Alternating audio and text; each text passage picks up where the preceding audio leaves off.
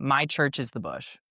Okay. And there are sits in the deer stand that are like spiritual. And it's just like, yes, this is what it's about. And then there are sits in the deer stand where I'd rather chew fingernails because, like, what is happening here?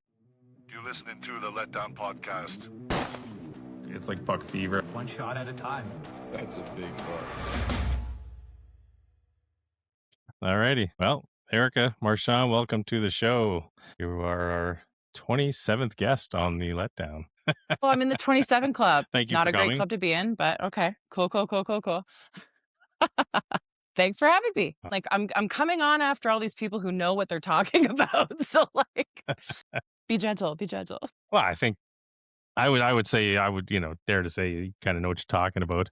Like they all bring something different, right? Like where we'll start is I'm just trying to find it, just understand your path just a little bit. When you look at what you're doing now, does it feel intentional or did it kind of evolve over time? I think now, looking back, it feels very intentional and it feels like this is totally where I'm supposed to fucking be.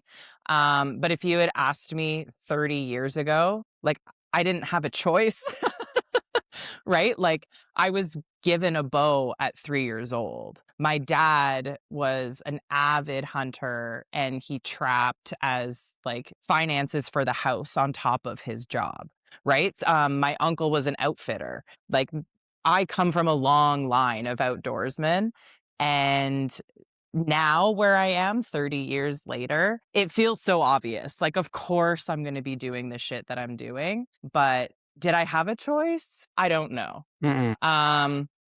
But that being said, life ebbs and flows. So when you're a kid, like, you get your first bow at 3, you are going to all the tournaments with your parents because you don't have a fucking choice, right? Like, that's what you're doing. We didn't play hockey. We didn't do all those other things. We went to archery tournaments. We lived and breathed it. And then, you hit high school, you're on the basketball team, you're on students council, you discover, like, I don't know, boys and whatever. You'd rather go get blackout drunk in a field than wake up early to go hunting. Like, all these things happen in your life. And then you go to university and then you kind of come back into it. And that was around the time where we had the hunting show, where we had just us hunting. And it was very natural to fall back into that pattern and that, I'm going to say, like, way of life.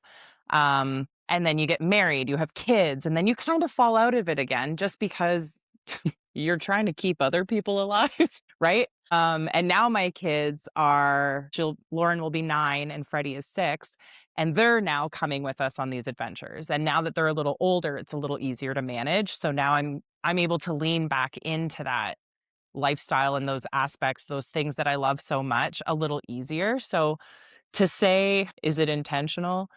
Yes and no. And I think we all have to be a little gentle on ourselves when life ebbs and flows. And, you just can't get out to the practice range as much. You can't get out hunting as much as you want because your job is asking so much of you, or, mental health plays a big aspect of that as well. So, yeah, I think you just have to kind of be gentle and get out when you can and do what you can when you can as well. What kind of kid would you say you were when you were? I was a fucking critter, man. I was like knee deep in the swamp catching frogs, and we were at the archery range all the time. Like, we lived there. And I like to think that how my parents raised my sister and I and how they treated my sister and I is very much what I'm doing with my kids now. My parents were very active at the Timmins Bowhunters. I'm probably going to screw this up because, like, I was a kid, but there were a few years where they were like president, vice president, like they were always on the board. So we would be out there like helping to cut shooting lanes, helping to organize tournaments, and like to the capacity a kid can do. Right. And now, like, I'm just trying to do that with my kids because I see how much like that shaped me. As a kid, I very much look like my mother, but I am my father through and through. And I would say, like, a big part of that is because we spent so much time at these archery tournaments on the range. Like, you learn so much about yourself when you pick up a bow, and then when you throw yourself into like competition, and then beyond that, when you decide to go hunting, there's just, which again, like, as a kid, you're not thinking about this shit, but as an adult, you're like, okay, that was very formative for me. For sure, for sure. And where did it actually like where did the love of archery hunting, like where did that sort of start for you? To be honest, probably like university was where it really started. I did hunt, like I shot my first bear when I was 8 years old with like a rubber blunt. I went bear hunting with my dad, so he was sitting in the tree stand, and if a big bear came in, he was gonna shoot it, but, like, if a little one came in, I got to shoot it with this rubber blunt at the end of my arrow. So that was probably, like, a pivotal moment of, like, "Holy shit, I shot a bear," and, it was a very proud moment in my life. But the actual love of the hunt probably came in university when we were filming for the show, Mm, because now I had a little more autonomy of not only my body, but like a little more of my equipment and like a little more like control of the hunt, let's say. And then over the last, I would say, 5 to 7 years, I've really like started leaning into it a lot harder now too. I think the love of the hunt just changes from season to season and shot to shot. Like you fuck up a shot and it's really hard to be like, I love this sport. that's true. Truthfully, right? Like you go home and you're licking your wounds and you're just like, why do I do this? Like, because the highs are so high and the lows are so That's true. low, you know? But again, just like being gentle with yourself, I think it's just taking every day as it comes and really taking the good and the bad. Yeah. I think It's, yeah, yeah. I think I want to get into that a little more later in the conversation because I Because you've heard about how many shots I no fucked no up. no no no just there's a like this there's this trend I keep seeing. Like I've had a few, not more than a few, like a lot of these young dudes, and so they didn't grow up hunting, but these guys get into it, and like I'm trying to like I'm always trying to figure out because I know why I love hunting. Like, I love it because I grew up with it too. Like my dad was a avid outdoorsman. I had a my dad wasn't an archer, but I learned how to shoot 22 when I was like 5 years old, and I knew how to learned Mhm. how to shoot 12 gauge when I was 8, and that sort of things. So I know why I got into it. It just grabs you when you're a kid, and I never really got out of it. So, I do find it interesting. Um, like, especially like when you're at the archery tournaments, right? So like Val's a great example. When you start chatting with these people that you get peer grouped with who like you don't fucking know at all and you're just, so like what do you like to do, right?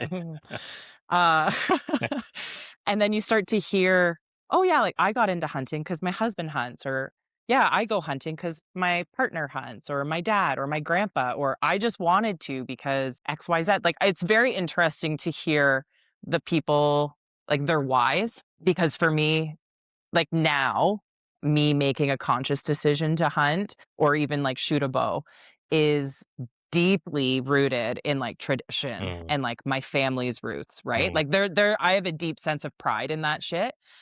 Whereas like as a kid, like it doesn't even cross your mind, right? You're handed a bow and you're like, yeah, this is what we do. Like this is it. Everybody does this. And then it's like as you age, you find out like, oh, maybe this is actually a little fucking unique. Maybe not everybody has a freezer full of wild game. Or like you know what I mean? Like Yeah, just as a kid, that's just the way it yeah, is. exactly, exactly. And then as you grow up, you're like, oh, hold on. Hmm. So do you feel like, because we've had your dad on, obviously, you've probably seen the episode. No, I don't watch anything he does. So- and actually, I wanted to. We're planning on doing a little more with Rick as well. But it's so I don't know how to ask this, but This is a safe space. Nobody's listening. You can say whatever you do you feel want. like do you feel like it was forced upon you? Because well, he was Um, so into it, right? So as a kid, you got to do what your dad does, right? So I'm sure that there were moments where it did feel that way, and I think my sister would attest this. My mom would fucking attest to this. Sighting in your bow as a kid is terrible. And I'm sure I have PTSD from it because as an adult trying to explain to a child, and I'm experiencing this now with my kids, right? Of like, you have to shoot the same way every time. Are you hitting your anchor point? Like just simple things. Are you hitting your anchor point? Is your pin even on it? Like I'm not moving your pin if you're not actually doing the steps to do that. So I would say that there felt like a little bit of being forced in those really hard moments where you're like, the last thing I want to do is go and practice. I just want to go do the tournament. But we have to sight in for this broadhead. Fuck no. Like there were moments where for sure you're like, I think I'm being held at gunpoint to do this because I don't want to.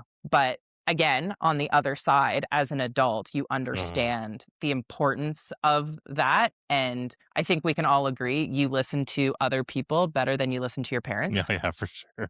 100%. So like if it had been anybody else, maybe it wouldn't have been so painful to do those things. But I'm glad it was my dad. Again, in hindsight, like we have this really special, like to say bond is maybe like even downplaying it, but we've lived and experienced through all of these things, right? So I'm glad that I got forced to do it. But then there was also at the same time, like through high school, when I kind of fell out of it because I'm playing on the basketball team, I'm on students council, reach for the top, all this shit, blacking out in fields. There was never this like pressure to come back. You know, he'd be Right. like, yeah, mom and I are going to go shoot at the club. Okay. Fuck, have a great time. Right. There was never this, you need to come, you need Right. to come, you need to come. Which I think was my parents both walked a really fine line on that. And maybe they knew I would always come back Maybe. Yeah. because it is such a part of my DNA. But yeah, so to answer your question, yes and no. So so you're now you're you're into it. You're like you're saying you came back into it when you were in college. At what point did it become more than just something you enjoy? Like, kind of when does it become like your lifestyle? I guess, kind of thing. The turkey hunt. I did my turkey course when I was in university, and it was me in a room with a bunch of fucking old dudes. And I just remember sitting there and being like, this is the dumbest shit. So you're telling me I'm going to go sit in the bush and talk like a turkey. Don't wear red, white, and blue. Have a great time. And I had so much fun pretending to be a turkey in that bush. And I continue. It is my favorite hunt because it is the most unhinged thing. I find it so fun. There's way more action. You might disagree on this, Chris, but there's way more action. I will for sure. There's way more action. Leading up to that, I had done the bear hunt and I had done deer hunts. Shoot me in the head. It would hurt less. Deer hunting is so hard and I never see anything. I've got the worst luck. And the deer hunt really, really pushes me on my love for the sport because it is so boring. Whereas turkey, it just feels so much more fun to me. And like, you could sit and have a coffee in the blind, you can have all your snacks. You blink too hard and a deer runs away. Like For sure. the turkey hunt, truthfully, I think the turkey hunt really saved me on bow hunting. Because it is just so much more relaxed. And also like you're talking with them. I don't know. The turkey hunt saved me, I think. And I was reminded of that this fall when I did the deer hunt and I was like 2 minutes into my sit and was like, yeah, this fucking sucks. Yeah, I don't know why everyone likes this so much. Yeah, that's definitely a different point of view there. I know like a lot of people talk about the solitude and some people love it and some people just cannot stand it. Like I know when There's days where you do. Yeah. There's days where you sit in the stand and it's beautiful. And my dad famously has said that he doesn't go to church. His church is the deer stand. And I've taken that and I've ran with that. I fully believe very much the same. My church is the bush. Okay. And there are sits in the deer stand that are like spiritual. And it's just like, yes, this is what it's about. And then there are sits in the deer stand where I'd rather chew fingernails because like, what is happening here? I'm getting all these deer on my trail cameras. Why aren't they here now? It is the most frustrating thing. But I am still learning, which is crazy because I've been hunting a huge part of my life. Right.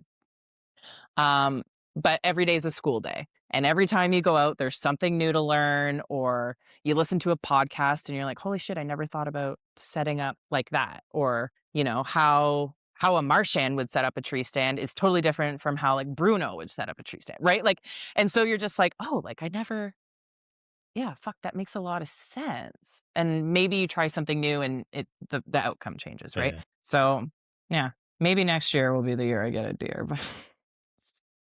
But So, like you've got the hunting side, also the trapping side. I don't know, was your family big trappers or that? so my dad Okay. trapped when I was a kid. And again, my dad and I have talked about this a lot lately because I've started going back up to Timmins. Bruce Rain and his family, they have a trap Mm. line. And I'm really close with his daughter. I'm close with the whole family, but Zippy's been inviting me up, so I'll just go up for a weekend here and there, ice fishing, basically just be on the trap line with them. They do most of the trap handling because for sure I'm losing a finger.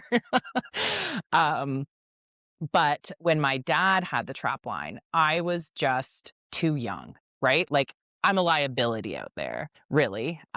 We had one skidoo, we'd sit on the skidoo and we'd go around with dad and he'd check all the traps. Well, they don't make warm gear for kids. Like they don't. And like we were poor as shit. So like we super didn't have warm gear. So it was never enjoyable. Like my sister enjoyed the trapping side way more when my dad did it than I did. But I have great memories of our garage being completely full of fucking dead animals. And the newspaper girl used to have to come into the garage to put the newspaper at our door. And she would be like traumatized because it would just be a bunch of beavers. Like there was like a black wolf hanging one time, a lynx, all these marten, and she'd have to like run in the dark and like put the paper at our door and like run away. And like my dad had a skinning shed in our backyard, so like again, I'm a little kid, like I can't really do much, but like I would go out and sit with him in the skinning shed, Mm-hmm. right? And just talk and just learn. Oh, like what's this? Like what's Yeah, that? Da yeah. da da. Like, oh, okay. Here's what happened in my day and what did happen in your day. Like we bonded over trapping in a totally different way. And now that I'm going out to the trap line with Bruce and Zippy and Carla and my kids, right? I do have a sense of like a little regret, of like I wish I had like I wish I knew then that like what we had was so special and like unique. Not everybody gets this experience. Yeah. But now I'm kind of getting it as an adult where I can appreciate it more, Right. Yeah, yeah. you know? And my kids are getting exposed to it, which I think is really cool Mm-hmm. because, very much like hunting, I think the trapping industry could see some changes coming down the pipe. So I want them to experience as much as they can of like my 90s childhood, like, and they love it. They think it's like they love when we go and we check the beaver traps and there's so much learning Yeah. that happens there too of touching a beaver, right? And like looking at their teeth and like fun fact, did you know that beavers have an extra claw on their back foot specifically for grooming out I lice? did not know that. Did not It- know that. Why would you? But we know because we've been out there fucking handling all these beavers. I know. But yeah, so you learn all Yeah. these things, which is cool. So, do you have a favorite animal to trap? Like, Well, I don't do a whole lot of the trapping. However, I do have a favorite animal to eat that you catch while you're trapping, which is a lynx. And I think they might be like my favorite animal in the north. They're just such a cool looking thing. Um, a lynx, I think, would be mine. I just asked my girlfriend this when we were up on the weekend. Um, she said lynx are really stupid. Her favorite one to trap is a wolf nice. because she's like, they're hard, right? Like they're Yeah. hard. They're so smart. They smell the snare. Like they're so smart. So for her, it would be a wolf. I mean, when I went up in January or February, whenever, I don't know, I'm on a 2-week rotation when I go, it's all blurring together. All we caught that weekend was 2 weasels. So that was rough. But the beaver is really cool in the fall, like it's nice weather and you're just like bombing around on your quad. Oh, there's a grouse, shoot the grouse. Like it's such a great time. Winter trapping is definitely has its challenges. Yeah. I'm like, Yeah. I grew up in the north. I grew up in Sudbury, so I really miss. It's one of the things I miss is that, like, you could just drive a half an hour and I'm grouse hunting, or I can Yes. set up a bear stand, or I can, like here it's forget trying to do. Valerie and I did bear one year. Luckily, my brother was able to set up a lot of the the bait and was able to take care of them all. Otherwise, it's like you're going to Was that in Sudbury? North Bay, yeah, but Yeah. it's Yeah. still a 4-hour drive. You know, you got to bait your. I think Valley and I set up 2 barrels, and my brother had 2 going for himself. So we switched weekends, and he would do it. He would do 4 barrels for 4 barrels one week. We do the, but otherwise you're going to an outfitter, right? Like it's so much driving, and once the bears start hitting, it's like you got to get back out there, because once they eat all that food and they come back a couple of times, is not full, they're gone. They're gonna move on to Yeah. somewhere else. So Yeah, it's bear hunting is sweet, but it is a lot of work. Yeah. So like we used to bear hunt up near Kapuskasing. Mm, And so that's a 10-hour drive, right? So we're That's far. asking like my uncle and my cousin to go and bear bait Yeah. for us, right? And it's just like it's a lot of work. The baiting part and getting the bait is also Yes. work in itself. There was one year my husband and my dad drove with a truck full of bait, Wow. baited, stayed the night, turned around, came home. Like they literally were in the truck for 20 hours or whatever it was to prep for us to go up Right. to go hunting. Like, yeah, it's a lot of work, but it's so It fun. is. It's I love bear I love hunting bear is hunting. fun. I love it. So do I I. love bears. Like they're probably my favorite animal to. I haven't tried lynx yet, so but one of my favorite animals to eat is bear. Like people talk, oh, moose, deer, they love that, but it's like, oh, I'll take bear any day. We had bear this week. My brother-in-law shot one a couple years ago, and he was cycling through his freezer, getting ready because he's going for a spring bear hunt. So he's Nice. making sure. So he's like, oh, do you want? I was like, fuck yeah. So we had some bear this week, and I said to Corb, I'm like, forgot how good this I know. tastes. Like this is so good. It's like grass-fed beef. People don't believe me when I say it. Uh, They don't believe me when I say it, but like when you have beef in Cuba, because not a lot of people know this, but the Cubans don't allow their beef to eat grain. They have to eat grass, and for me it tastes just like bear. I'm like, this is what a bear tastes like. And the other people don't realize is bears eat a lot of grass. So, but Makes sense. yeah, Honestly, like, yeah, again, like growing up, we ate a lot of wild game. Like I said, we were like apparently impoverished. As a kid, I didn't know this. I didn't know this as a kid. But we ate a lot of wild game because of that. Mhm. And so anytime we had friends come over, they'd be like, "What's this?" And we always just said it was beef. Always. Because if they knew it was bear or moose or fucking lynx, rabbit, like if they knew, they wouldn't eat Wouldn't it. eat And they'd eat it, and then we'd be like, "Oh, how was your stir fry?" They'd be like, "Good." We're like, "Oh yeah, that was bear." And they'd be like, "What?" Like, they'd be like so like caught off guard, right? And you're just like, "Well, I don't know." I personally don't taste a super difference because like we never had beef as kids. It was No, it was always wild game, right? So I don't know. Tastes all the same to me. So looking back at all of it and what you're doing now, like what part of it do people think is great? Because we're talking about a lot of things that are great, but actually is not so great about the lifestyle. Well, when you have an unsuccessful season and you're counting on that to go in your freezer, that's a really hard pill to swallow, right? I was talking with someone at the bus stop today and we were like, that's why it's called hunting and not killing. And I, like an asshole was like, yeah, that's what every shitty hunter says. I'm the shitty hunter. But like, so I hunted really, really, really fucking hard last turkey season and I missed 2 massive birds. And at like on June 1st, man, it was tough because I was in my head, manifesting or whatever. I for sure was going to get 2 birds. They're in our freezer. We're going to have like one we're going to deep fry. We're going to have everybody over and celebrate and all this shit. And when it doesn't happen, like that is a really hard pill to swallow. I personally find, you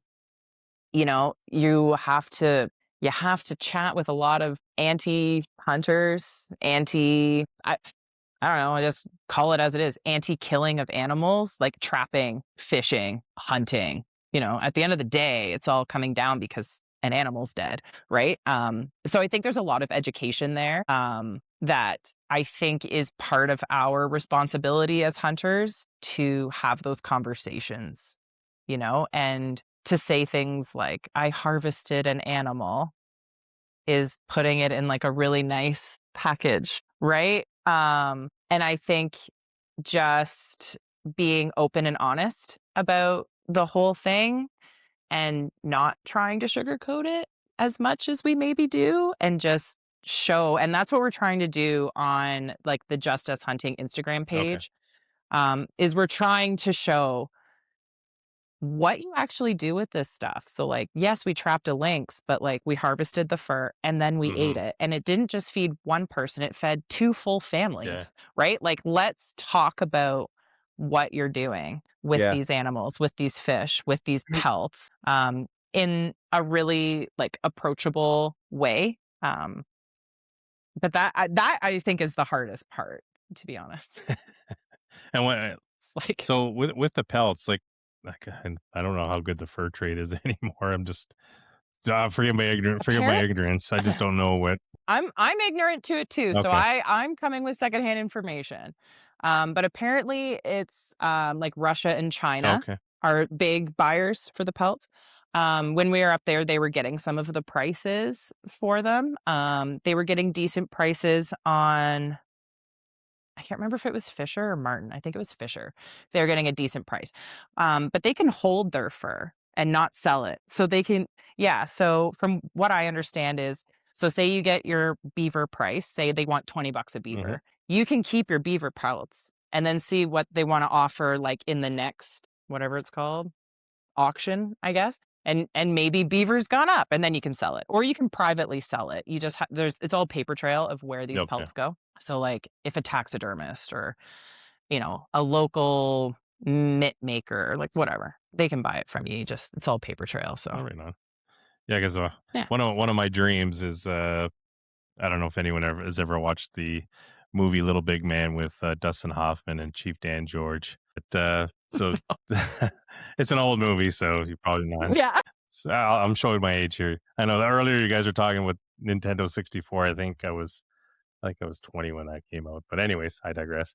But so Chief Dan George at the end of this movie, he asks to put his they call it his death cloak, right? He's going up to the mountain to die or whatever.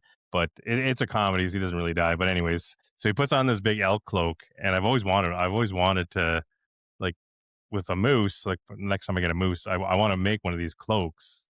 Just not as my death cloak, but just to wear around it sounds silly, but I want to wear it around the house. But so anyways, that's why I'm just asking with the furs and such. I want to really learn how to prep one, how to stretch it, how to be able to do all that Man, stuff. So I'm okay. So my dog's a princess. He's allergic to life. And so we have to feed him raw and blah, blah, blah. So we're butchering rabbits for him because I got a guy. wow, nice. And when we get a really pretty rabbit, I'm like, we're fucking tanning it. I have no idea how to tan. I have tried like multiple times. I don't know what I'm doing wrong. Something is wrong. But again, it's like one of those like life skills that is, I think, kind of dead or dying. And I'm like, I just really want to be able to do something with my hands. And again, to like utilize as much of this animal as possible. What am I going to do with the hides?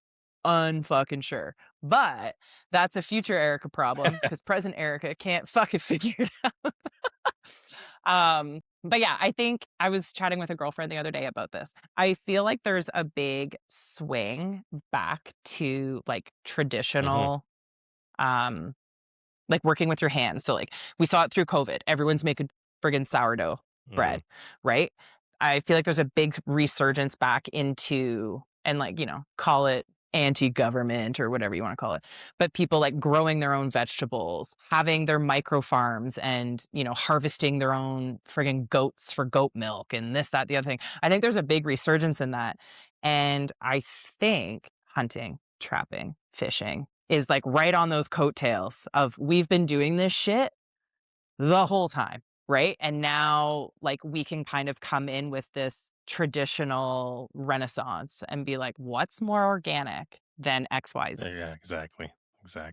Right? So we're there. We're in that conversation. It's just, how do we want to educate people? I don't know. We'll pay the big guys for that. Yeah, I'm not educating anybody, so But I do agree with you. Like there is this, like I noticed it myself too. Uh, I was talking to a gentleman at work. He was building me these little business cards with a laser engraver, and so it had the link to this show on it, and he he checked it out, and then he watched it, and he's like, I don't know what you guys are talking about, because I don't know anything about archery, I don't know anything about hunting, but he's like, man, it is so interesting. And then to your point too, and to what I was talking about earlier, you got a lot of these young guys who are just so interested in hunting, and and I don't know. I wonder if it's a cyclical thing, or if it's and maybe like I always say, like the way society goes is I've heard it said it's like the head of a snake, right? It's always doing this, and it seems to be always coming back. Yeah, I agree with you. Like that there's like a cyclical nature, and I don't know if it's that the kids of the 90s whose parents were still doing these things. Now we're adults, right? And, like Zippy and I talk about this all the time.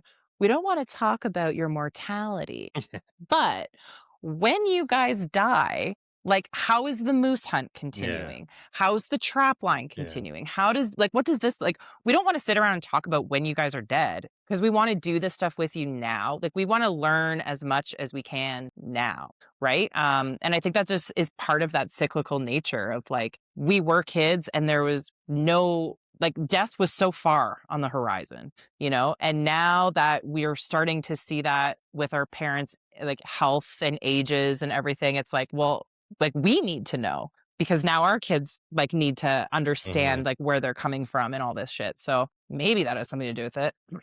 Or maybe Mercury's in the microwave again and, we something's going on up there. There's definitely something going on. Like I said, because there's guys. I had a guy on here. His family never hunted. All the way back to his great grandfather. They never even hunted, and he just wanted to do it, and he learned from YouTube, like just watching guys on YouTube. Travis McGregor. He's like he Yeah. credits. I can't remember the hunting show, not the hunting show, but the YouTubers he watched. They're hunting public. I think they're called the hunting public. And like he was telling me, because I was having so much problems with catching these stupid turkeys or killing turkeys, that he's like, oh, you just watch the hunting public, man. They've got so much stuff on there and how to bring them in. And I'm like, so yeah, I watched it, I tried it, and I had no luck. So.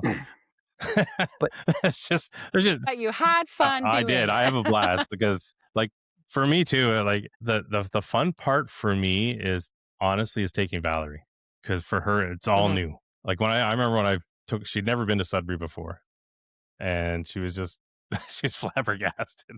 It's like because she's so used. Sudbury's a vibe. Sudbury is a Yeah, vibe. and then I took her to North Bay. It was even she was like, oh my god, like holy, like how do you get? There's no big malls here. There's no, it's because you grew up in Mississauga, so there's Square One or whatever. But and then when I started taking her to the bush, and we did a few camping trips where we just had a couple of hammocks, and man, she just so quickly fell in love with it, and she's probably more in love with it than I am now. And then when I got Well, there's this Scott, go ahead. there's a sense of playing, Yeah, right? Like you're talking about like she's coming out and like you get to teach her, but then like you're gonna learn some stuff from her too. yeah, It's just you're just kids yeah, playing. That like at the end of the day, hunting, fishing, trapping, shooting a bow, it's just play with expensive toys, but it's just playing and getting outside and literally doing like what 10-year-old you would have done, really. that's fair. yeah. And 10 Yeah. 10-year-old me was out there doing stupid shit like that. Exactly. 10 Exactly. My kids don't believe this, but 10-year-old me had a dirt bike, and my dad would let my brother and I. My brother was 8, and we would take the outboard motor from the cod from my dad we were at a trailer park, and we would take it out on the lake, and the lake was 7 miles long, and we would go anywhere we wanted on the lake. And my dad was like, yeah, just come back for dinner. And okay, my kids don't believe it because they're sometimes Valerie won't let It's a them. different world now. Yeah, Valerie's was worried about them being kidnapped, and I'm like, wow. I'm like, I used to take a dirt bike, and I'd be gone all day. My parents didn't even worry about that shit. So it's just it's so weird. Yeah, That's so Yeah, weird. we were gone all day too as kids, catching crayfish, like Yeah. turtles and crayfish, and in a little creek that was behind our house. Yeah, it's because your mom wanted you out of the house. So she, Pretty much. so she could watch. And how many life skills did we learn doing all this Oh, shit? yeah. That's where you're like learning. Oh, yeah. Mhm. Lots of those Not in like organized sports where you're back to back to back to back to back and you have no Mhm. time to like, fuck around on the street with your friends and learn social hierarchies and shit. Like you don't have time for any of Yeah, that if you're got your kids planned back to back. Exactly. You're learning how to put a chain back on a bicycle. You're learning how to do all that. Like my kids, I remember the first time I saw his chain fell off his bicycle. He had no idea. He's like, "What do I do?" I was like, "Well, you flip it upside down and you put the chain back on." And couldn't do it, so I helped him. Grabbed his hands. Okay, here we go. And yeah, it's just I still don't think he knows how to put a chain back on. But let's talk about fox and bear or bear and fox. Bear and Bear and fox. fox. Yeah, that was a trip. And when did that start? So Bear and Fox started in 2020. Excellent year to start a small business.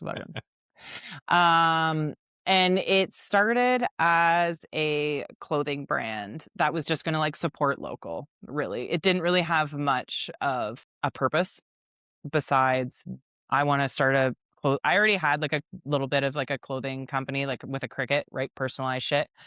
And then really hammered it down into Bear and Fox, wildly local, small town proud. COVID hit, fucking amazing, because my entire brand was about shopping local, and like even Walmart was saying shop local. So like boomed. I was able to quit my job. It was great. And then I had lost my Instagram account. So I was like rattled beyond belief because that's like where all of my leads were coming from. Mhm. But then I took it as a moment of like, okay, what if we just like tweak the brand slightly? We're already taking all of our promo pictures outside. I'm already doing all this outdoor shit because this is my life. So what if we changed it into more of like an outdoor lifestyle brand? So we did that, and that was like 2 or 3 years ago, and then really leaned more into that side of things. We became 100% Canadian made. We started manufacturing our own garments, and then, the world seemingly started to burn. And Not it just seemingly. it's shit started happening. And honestly, it was just like rising cost of manufacturing, of, just getting things done to keep the business going. And I was like, you know what? At some point, we can't keep running in mud. We have to pull the plug. So we pulled the plug. So Bear and Fox is officially closed. It feels like such a great end, because at first I had a really hard time swallowing that pill. It felt like failure. And then when I actually started to think about like what Bear and Fox has afforded me, Bear and Fox taught me how to create content, right? And so through that content creation, we partnered with a lot of Airbnbs. And so Airbnbs would pay us to go there and promote their space. Nice. The soft sell obviously being we're all wearing Bear and Fox, right? Right, So right. it's content for me, it's content for Fair them. enough. Yeah. It's win-win. But as I started leaning more into that outdoor space, now I'm getting some leads with outfitters, Mm. right? So we did a fly and fishing trip at Brace Oh, Lake very nice. Outfitters. And it was a trip of a lifetime, which was also a full circle moment because my parents had gone like 15 years prior when they were filming for Just Us Hunting. Nice. So it was like really trippy because Kyle had always been like on the perimeter, right? Like my parents had been there and whatever. So then when we went, it was like this full circle moment of like, holy fuck, like I'm supposed to be here, Yeah. kind of thing. And now I work for him, so that's great. Very nice. So it's like Bear and Fox, even though it was like coming to a close, it had opened so many other doors in terms of like what my actual passion is, which is the outdoors industry, right? And showing people you don't have to book these massive elaborate trips, to experience world-class fishing, to, experience black bear hunting, to go ice fishing for the first time. There are places in Ontario that you can go to. So yeah, as sad as I was to see what I had built close, I think it was like a really great stepping stone into like where I am now, Right on. which is creating content. Right on. Yeah, and it's like, and when you say there's a couple of circles there, if you think about it, right? So, We're just like a Venn diagram of circles here. well, yeah, well, you think about it, like, your dad started Just Us Hunting, and it's still like your Instagram brand, right?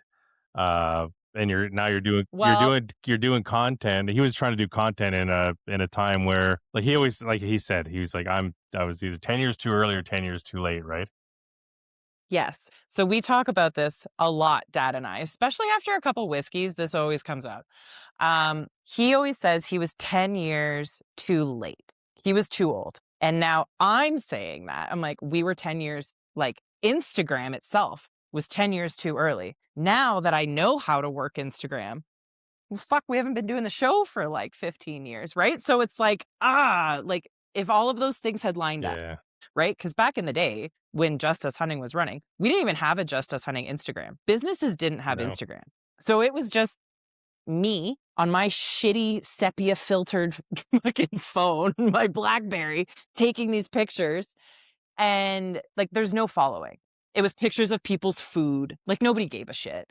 Right. And it's like, if it were to start now, if it had all like lined up, what could we have done, But now, like, so we restarted the Just Us Hunting page. So Facebook, it's Life After Just Us Hunting. On Instagram, it's just Us Hunting, but with a double G because some douchebag somewhere has Just Us Hunting and posts nothing. douchebag.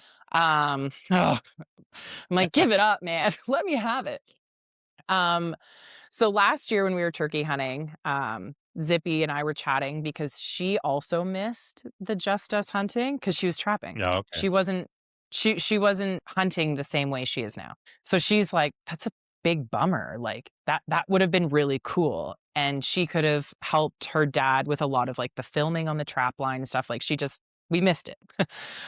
She's like, we should just start up the Instagram and the Facebook page and just fuck, it's just us hunting. Like there's no sponsors, there's no nothing. We don't have to stress about, oh, make sure you can see that Vortex logo. And okay, yeah, this is Cabela's, and I couldn't have shot my bear without my fucking bow. And it's none of that. It is just the real life Mhm.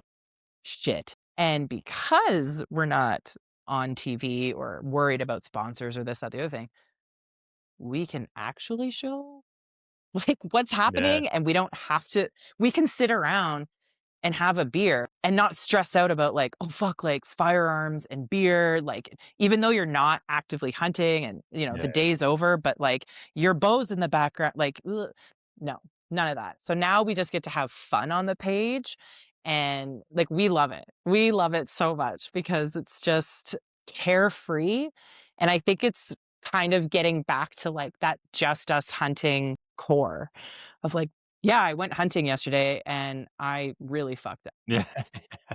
This is what happened, right? Or like, I went hunting yesterday and this is what happened. It was so awesome. Like, it's just a place to share memories with our friends and family. It's like a nice little time capsule. Yeah, well, it's a brilliant name. First of all, it was a brilliant name. It's too bad. Like, before I interviewed Dad, I wanted to watch all the episodes. So I was like, I gotta watch all these episodes. I want to see what the show's about. And I remember, I looked at it. I was like, wait a minute, I've watched this on YouTube before, probably in 2014 or 2015. And I was like, and I remember liking the show and wondering what happened to it. And yeah, so it kind of came full circle for me as well. Going, oh, that's what happened to it. Unfortunately, and Well, all we need is an oil tycoon who wants to fund the third season that is filmed, just needs to be edited. We just need an oil tycoon who will fund that for us. where do we find one of I keep those? saying, when Dad dies, I'm like, we'll pull out the Just Us Hunting third season and just bury it with him and be like, ah. Uh, oh dear. But who's kidding who? He wants a Viking funeral, so Oh, like, we'll burn it with burn him it with then. him there. He deserves one. So Yeah, yeah, yeah. for sure. So how do you keep something you love from feeling like it's work? Oh man, that's a fucking doozy.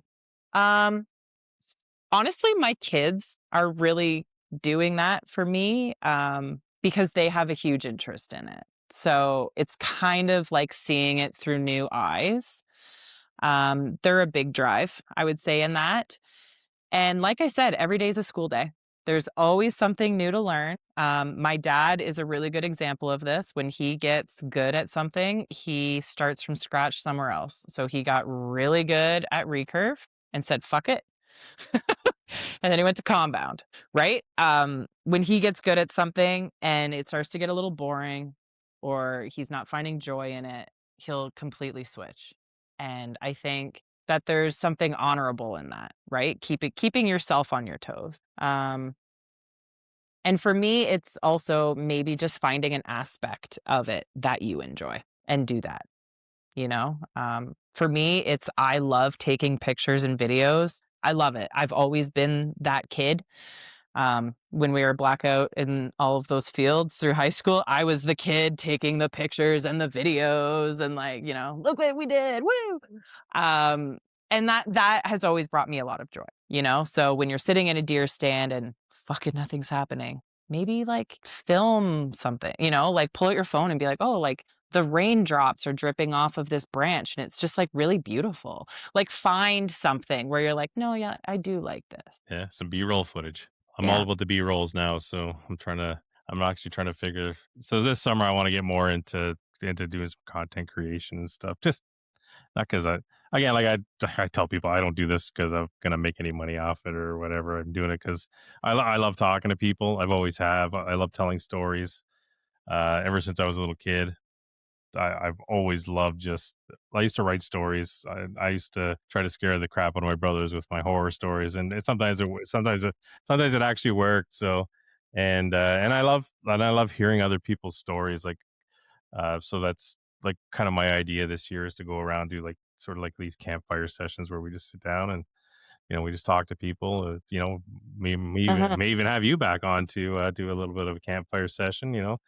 Uh, I'll just pour the whiskey. I'll just sit back. Exactly. That's kind of what I want too. Is whatever's comfortable and whatever's and it just be your natural self, right? And just really, that's what people are after. And that was the other thing I was talking to that gentleman at work who listened to the show. That's what people are after. People are after authenticity now because it's just they can't find it anywhere, right? No, because we're literally slapped with ads everywhere we go. Mm-hmm.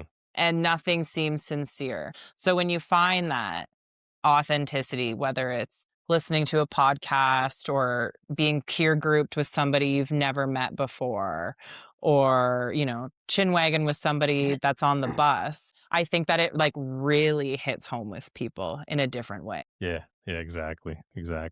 Well, it's not even just ads. It's everything.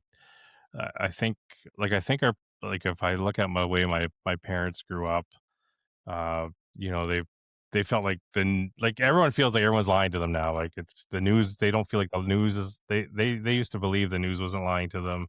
They used to believe that their politicians weren't lying to them, and now everybody feels like they're being lied to all the time, right? So when they listen to things like this, it's just again, like I said, this guy doesn't do any archery, but he's like, man, it's just you guys are talking authentic. It's coming from your heart, so you can feel passion, you can feel and he doesn't. He's like, I don't even know what you guys are talking about. Some of the technical stuff you guys talk about, I have no idea what you're talking about. It's so damn interesting, right? So, I'm the same as him. There's episodes people are talking about bullshit, and I'm like, I have no clue what that means, but I'm here for it. and that's why you and Valerie get along so well. So, I don't know. She seems pretty fucking technical. She's got her little book she's writing shit in. But she's not writing. She's not writing anything technical. She knows what she's doing. Oh, for sure. She knows. She knows what she's doing. She knows how to shoot a bow, but ask her to tune a bow. Yeah. No, she does not. I do her tunings. So between the three of us, because it's just the three of us, I am gunning for her this fucking year, man. You better watch your back. She's mine. Yeah. Well, in her diary it says something, or in her archery diary it says something about I will never let Erica beat me ever. So who's the better shot? You or Val all day. Val all day, every day. When I get peer grouped with Val, I really do just, that's an honor. Thank you. That's good enough. Then if I happen to end up in the shoot down, I just fucking beak off the whole time. That's all I can do is just hope maybe I'll get in her head on one shot, but It never works.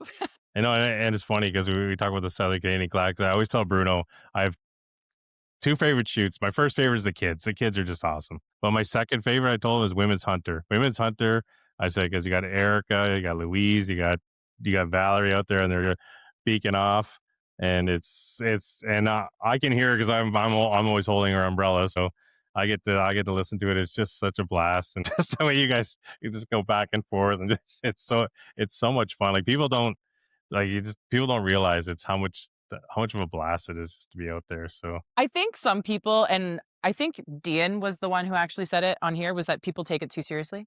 You know what I mean? And it's very intimidating.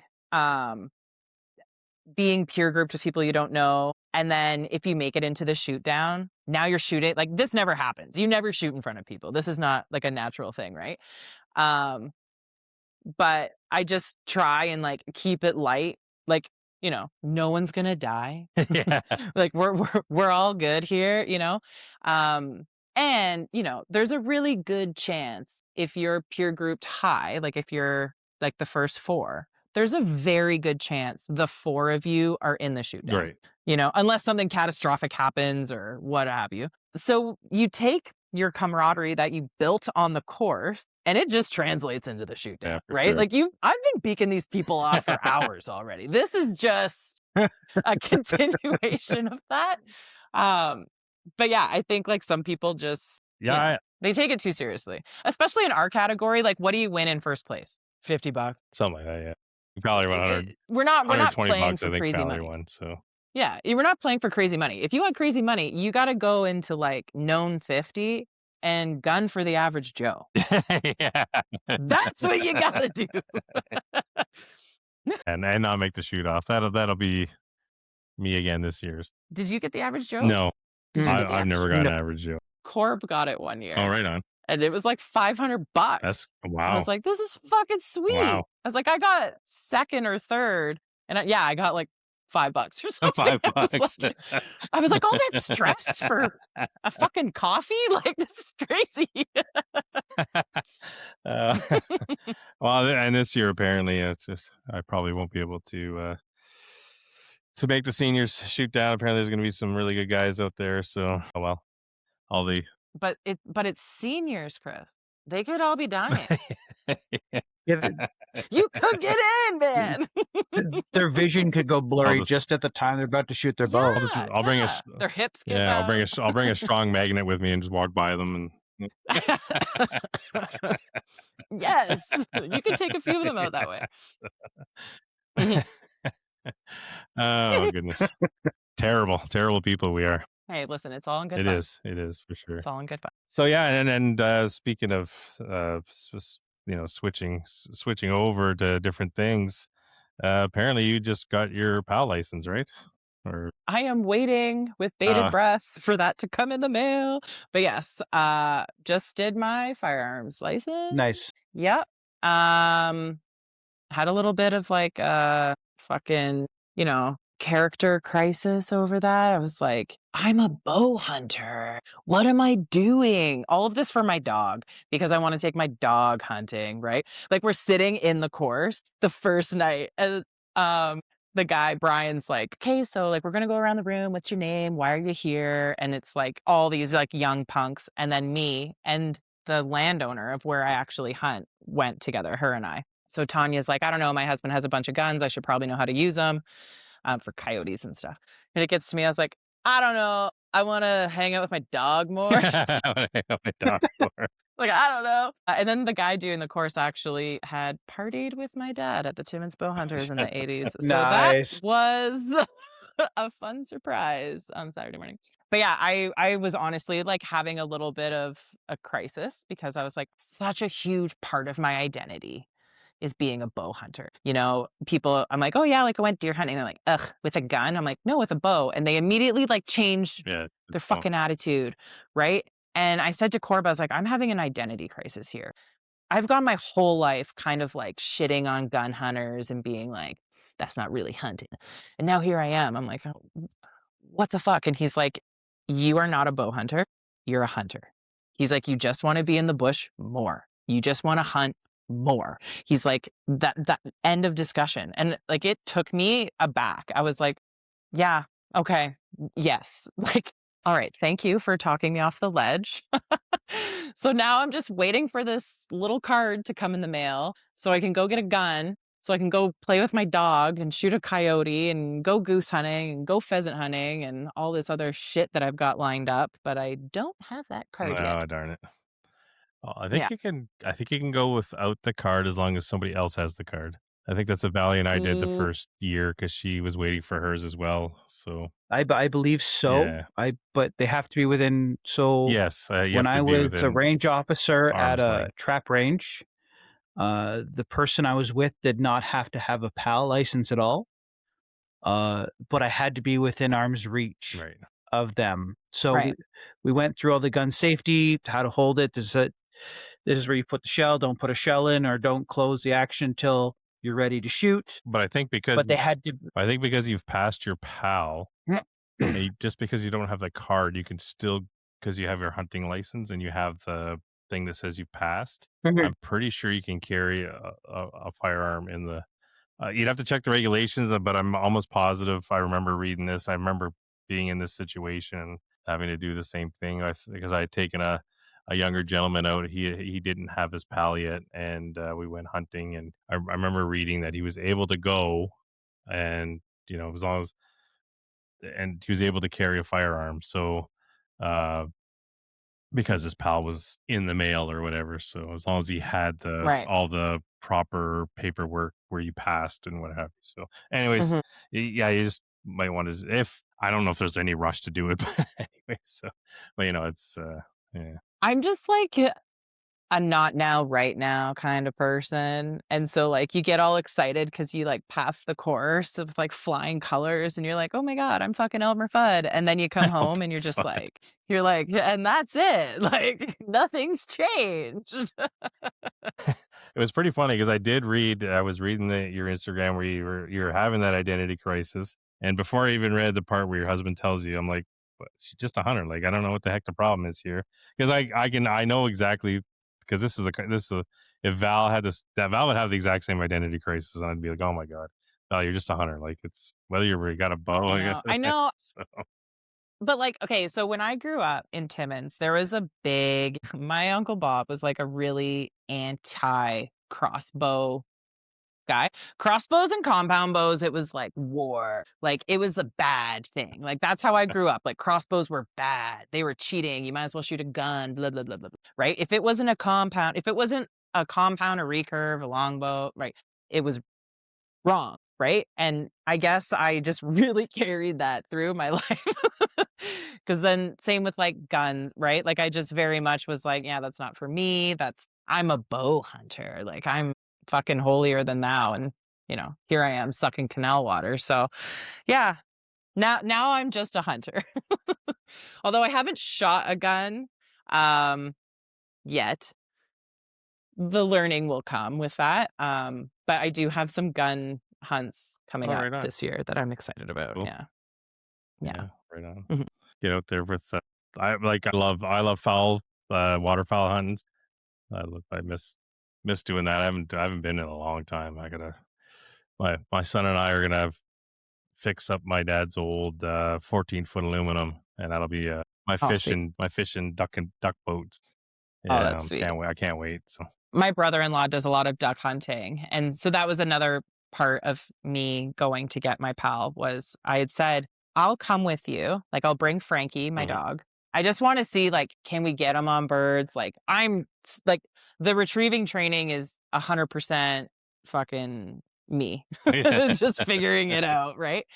So I was like, it would be cool to come and just see, like, can we get him on ducks? Like, get him in the boat. Like, let's just whatever. And Brandon basically was just like, we have extra guns in the boat. Like, you need a pal because there's no proof that you're not picking up a gun and right.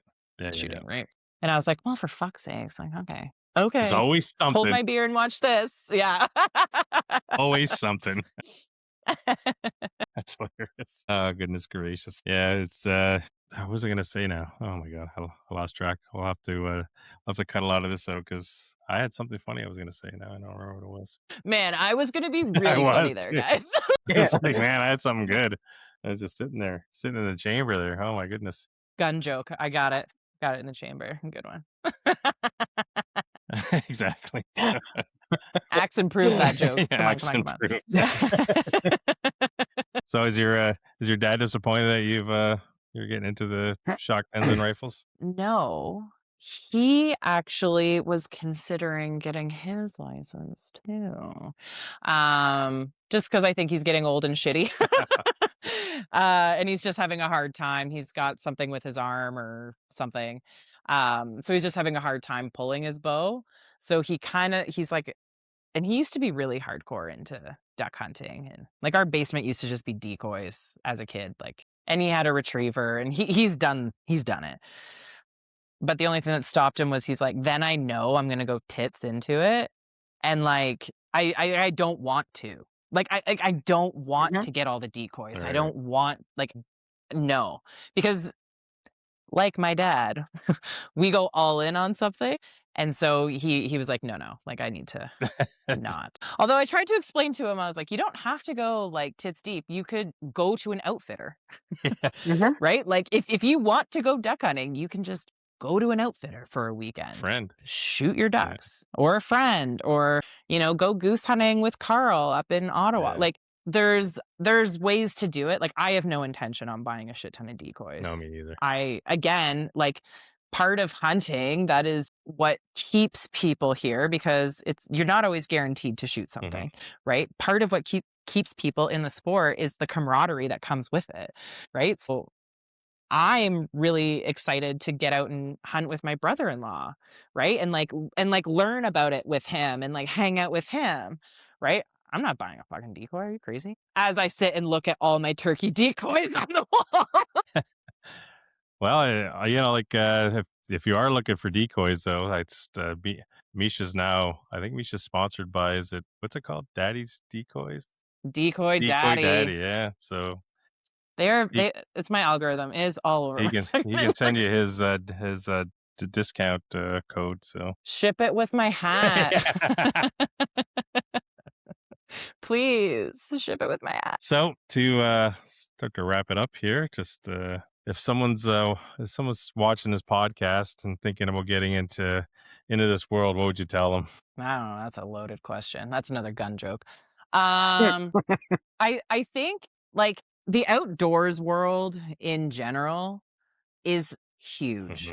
That's like saying I'm going to get into sport, right? So if you try something like archery, and in archery even, there's so many different aspects, so many different setups, so many different fucking kinds of bows, and like there's so much. If you try something and you don't like it, try something else. You know what I mean? If archery's not for you, maybe guns are for you. Maybe hunting isn't for you. Maybe you're a tournament shooter. Maybe you're not a tournament shooter. Maybe you like the hunting. Maybe you just like fishing. Maybe you like fucking scorekeeping. I don't know, right? I think if you try something and you don't like it, it doesn't mean you don't like it. You just didn't like that thing you tried. Gotcha. That's words of wisdom. Guys, I am so fucking wise. I don't know if you know this. We do now. I got a whole bottle that says wiser on it. Like Is that what makes you wiser? Is that if you have 3. okay? So what happens when you get to the bottom? Are you super wiser? Oh yeah. Well, then you get into the Budweiser. That's what happens. So on that note, oh goodness. On that note, where can we find you on socials, etc.? So you can find me at Critter Marchand, or you can follow at Just Us Hunting with 2 G's, both on Instagram and on Facebook, and I guess TikTok as well. Awesome. Very awesome. Alrighty. Yeah. Thanks for having me. This was honestly like way better than just like staring at my phone downstairs. No, thanks for coming on, and Yeah, honestly. yeah, it was a blast. I had a great time. 100%. Yes. Yeah, you just wait till I get your wife at these tournaments this summer. Yeah. You just wait. Coming for her.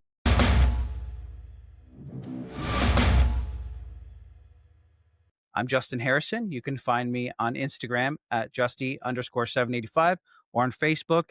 Just look up Justin Harrison. I'm Misha Corso. You can find me on Instagram at Misha Corso. And if you're looking for some great bow hunting and sport shooting merch, look up Stray Sons Archery on Instagram. The link to our Shopify is in our bio. I'm Chris LaFleur. If you want to find us, the show is Letdown Podcast on Spotify and YouTube. And on Instagram and Facebook, you can find us at the Letdown Podcast. Catch you next time. This was The Letdown.